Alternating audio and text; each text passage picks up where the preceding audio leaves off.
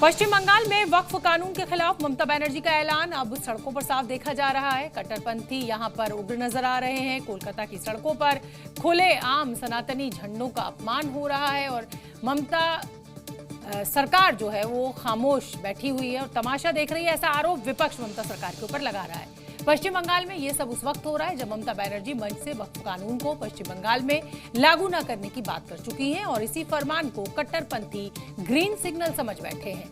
सड़कों पर हिंदू और सनातन को टारगेट करने के लिए फिलिस्तीनी झंडा भी लहराने का दावा यहां किया गया है। विरोध, हिंसा और उत्पात मचाने का ये पैटर्न तालिबानी है। ये बांग्लादेश नहीं, बंगाल है, जहां ममता बनर्जी की सहिष्णु सरकार है। राजधानी दिल्ली से 1500 किलोमीटर दूर कोलकाता की सड़कों का ये नजारा है। सनातनियों के आत्मसम्मान पर चोट है। 33% वोट के लिए कट्टरपंथियों को फ्री हैंड। पश्चिम बंगाल के तमाम हिंदुओं के लिए चुनौती है, क्योंकि हवा की तरह भीड़ बस को चारों तरफ से घेर लेती है। बस के ऊपर लगे भगवा झंडे को उखाड़ दिया जाता है और तालिबानी स्टाइल में बस पर कब्जा कर लिया जाता है। इस गुस्ताखी पर बंगाल की सियासत आग बबूला हो चुकी है। बीजेपी के नेता ममता सरकार से सवाल पूछ रहे हैं, ये पश्चिम बंगाल है या ढाका या फिर जिहादियों के लिए सीरिया जैसा अड्डा? यहाँ हमास का झंडा, फिलिस्तीन की झंडा दिखाई देगी, पाकिस्तान की झंडा दिखाई देगी, सीरिया की झंडा, आईएस का झंडा दिखाई देगा, लेकिन रामनवमी का झंडा गाड़ी से उतार दिया जाएगा। कोलकाता क्या पाकिस्तान, बांग्लादेश, ढाका हो गया क्या? सीरिया अफगानिस्तान हो गया क्या? ममता बनर्जी यही करना चाहती है। भगवा झंडा जिस तरीके से ड्राइवर को ऊपर रेडिकल ने प्रेशर करके खुलाया, माने दिन दहाड़े पुलिस का सामने, ये बहुत शर्म की बात है। कोलकाता की घटना पर बीजेपी बेहद आक्रामक है। ममता बनर्जी से सवाल पूछ रही है, आखिर हिंदुस्तान की सरजमीन पर फिलिस्तीनी झंडे क्यों लहराया? जब कट्टरपंथी बस को घेरकर सनातनियों का अपमान कर रहे थे तो ममता की पुलिस कहाँ थी? क्या इस घटना को साजिशन अंजाम दिया गया? ये वो तमाम सवाल है जिसका जवाब ममता सरकार के पास नहीं है।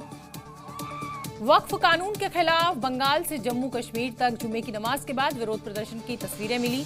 कहीं शब माहौल शांतिपूर्ण दिखा तो कहीं जगहों पर प्रदर्शन के दौरान भीड़ हिंसक होती नजर आई।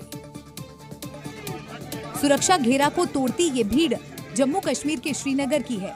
यहाँ वक्फ कानून के खिलाफ भीड़ हिंसक हो गई। सरकार के खिलाफ नारेबाजी होने लगी और प्रदर्शनकारी पुलिस से भिड़ गए। तो दूसरी तरफ हिंसक प्रदर्शन के दौरान मुंबई में एआईएमआईएम के नेता वारिस पठान को हिरासत में लिया गया। वारिस पठान शांतिपूर्ण प्रदर्शन का हवाला देकर अपने कार्यकर्ताओं के साथ विरोध प्रदर्शन करने उतरे, लेकिन भीड़ उग्र हो गई, जिसके बाद एहतियातन वारिस पठान को पुलिस ने हिरासत में ले लिया। लेकिन हमको संविधान ने अधिकार दिया है कि हम कानून अगर नहीं मानते, काला कानून है, ये मुसलमानों के राइट टू प्रैक्टिस रिलीजन में इंटरफेरेंस है, यह संवैधानिक है, संविधान का गला घोटा जा रहा है मोदी सरकार द्वारा। तो हम चाहते हैं कि फौरी तौर से ये कानून वापस लिया जाए। कुछ ऐसी ही तस्वीर कोलकाता से भी आई। यहाँ सड़कों पर जुमे की नमाज के बाद भीड़ उतर आई।